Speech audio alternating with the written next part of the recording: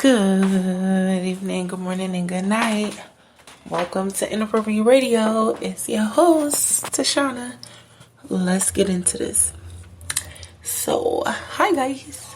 Tonight the topic is about the role and responsibility of the woman, right?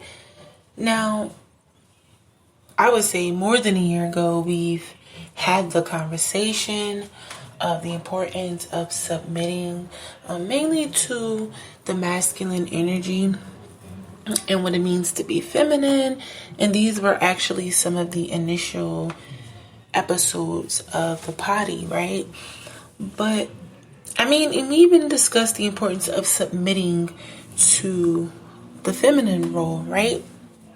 But when it comes to the role of the woman, right, we have so many misconceptions and ideals that I would say have tainted us and have actually prevented us from growing as a human race. Obviously some cultures, they understand a little bit more about the feminine energy and the role and responsibility of the woman, so they treat it with a little more care. But in certain diasporas, right, the role of the woman is subdued to the ego of the man. Now, I just want to pose this suggestion or scenario, if you will.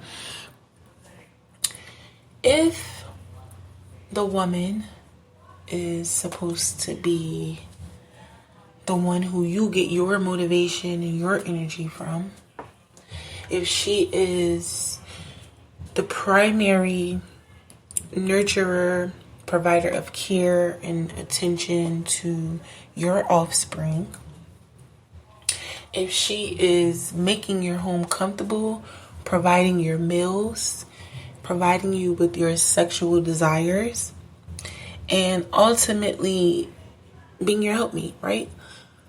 Doing whatever it is that you need to be done that may be mundane or, miss school, whatever.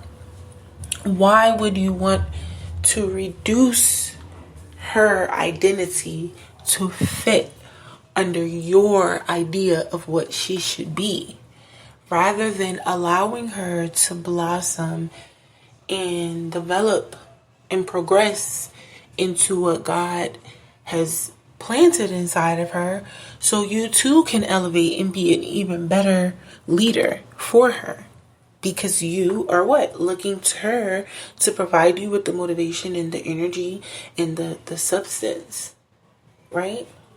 Now, of course, when you refer to religion, all of the books talk about the importance of the woman's role and, what it is to be a wife and a good wife. And there's even distinctions made between a woman of God, a wife, a prostitute, a daughter, a sister, and just a woman, right? Obviously, the main characters or the main women have names. Many of them don't, but the overall role is we have these perceptions and ideas of what the role and the responsibility of the woman is, and it's totally been reduced. So, and of course, being the rib and coming from the woman, I myself don't believe that. I would definitely have to get my hands on an apocrypha or some really, really old versions of the Bible in particular. I'm not really sure what the Quran says about where the woman comes from. I'm not sure if it has the same scheme, but I'm sure it's something similar. But the point that I'm getting at is that even if we do come from the rib of a man, why have we been reduced to these ideas that we are to cook, clean, and be, the sexual everything for men? whereas men are said to be the rulers of the world, the leaders. And I'm not saying there's anything wrong with that, but I'm saying, why is it that men require so much in order for a woman to be considered a good fit for them? And I mean, this is obviously in the world, right? And what we think and what we believe and what we see and understand.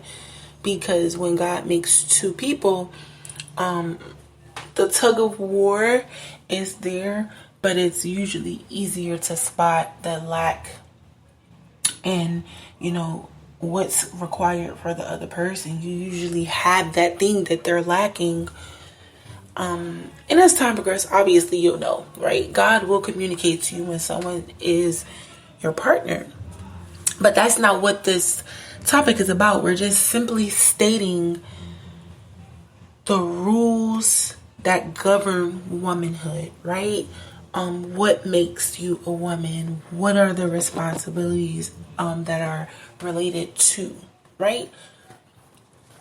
And why has it been reduced to the roles of home when the energy of the woman is what men rely on to go out and create? That's what we're talking about, okay? Why are we only required to play the roles of home when home is such an important place? And I'm just asking because I want you to look at this scenario, because God had gave me this situation or a scenario. Like I said, if you look at a man, and I mean, just think about it. Any man who's been in a long-term relationship, they would know exactly what I'm saying. Or as a woman, but mainly for men, right? With this one. If you've been in a long-term relationship and the woman that you were with is everything, right? She cooks, she cleans, she's adhering to your sexual rules and limits. You're compatible. She doesn't talk back. She does everything you want her to do. She looks good. She keeps her body up. All of that, right? Everything that men want. She can make her own money, but she still allows you to be the man. She's smart. All of that, right? She's reliable, loyal, trustworthy, honest. I mean, anything you can want. Because again, we feel all men are the same, but they too have their quirks and kinks. And some men have certain things that some men don't really care about as far as what is a requirement for a woman, for them, right? Remember, God makes people to be together, and then people make people together. So you need to make sure that the woman that you're desiring, you feel is something she needs to be adequate for you, is a woman of God, is the woman that God created. But that later comes with alignment and maturing and knowing yourself and being in tune, right? That is also another topic, because you too yourself have to be in alignment with the Creator and yourself in order to even be able to identify, right, your person that God created. Remember, we put ourselves with people, and then God puts people together. Two totally different things, all right? Different topic. But the overall point is, when you've had this long-term relationship, and then once the woman is removed, although you may be able to wash your own clothes and cook your own food and clean your house and have other women that's pretty and can do all the things and have good sex with them, you realize that the essence of the woman is just as important as her duties, her roles, the requirements, the thing that she does on a physical level. You begin to realize that her company is more than just company. Her help is more than help. That's what we're getting at here, okay? The reduction of the role of the woman is a problem, because it's preventing us from seeing our full potential in each other. Because what happens is when you reduce her role, you don't allow her to be who she is, and now you can't get the motivation that you require because you're stifling her ability to be more than what it is you're requiring her to be, if that makes sense. Right? So we have to understand that although there is an innate understanding of what your person is supposed to be, right? Women, of course, want a provider, someone who's going to protect us, right? Someone who's going to be a good leader, someone who's going to be caring also, right? You understand you have to give a little to get a little, right? We understand that. Women understand that they, need to be able to cook and clean and sustain a household, right? And be able to be teachable. We understand that.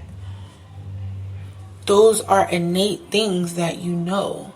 But when you go a step further into gaining a better understanding of the essence of the woman, you then not only appreciate what it is that she does for you, the family, the household, whatever that may be, right? Because all guys have different needs and desires. There's different lifestyles and different, everything. So obviously you will want someone who's suitable, right? Someone who can complement your lifestyle, right? You want to be equally yoked. So that's not even what we're talking about. We're discussing the man's ability to learn how to see the woman outside of his required duties, outside of his standard, her essence, who she is as a woman, as a spirit, as an energy that is to enhance you as a man. And I think it's really important because this even goes beyond being able to submit to one another.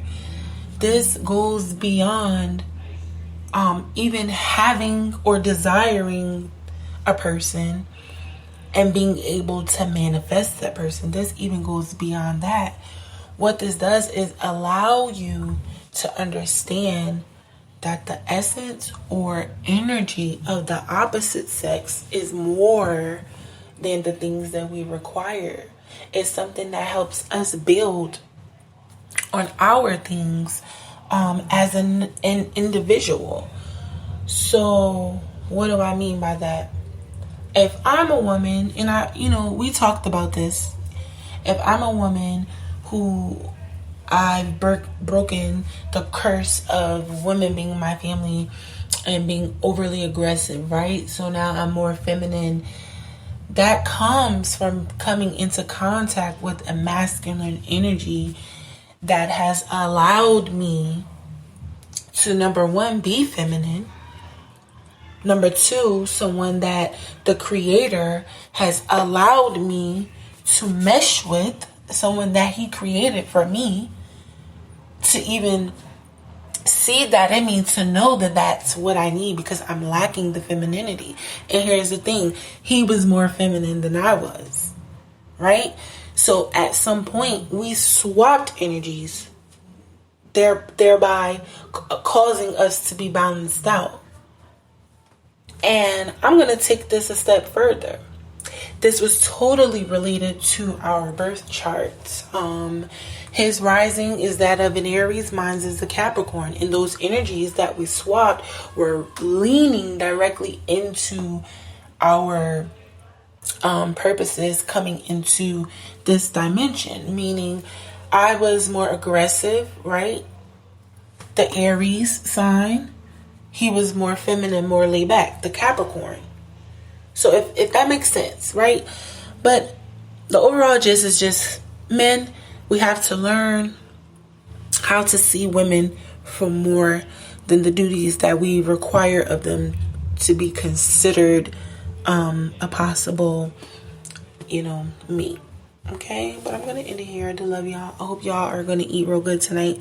because it's Sunday and we're officially back. Like, look, I'm excited about the fall. All right. I love y'all. I hope y'all drinking y'all water, eating y'all fruit and vegetables, and sipping on your own tea because what is free. All right. Love y'all. Peace.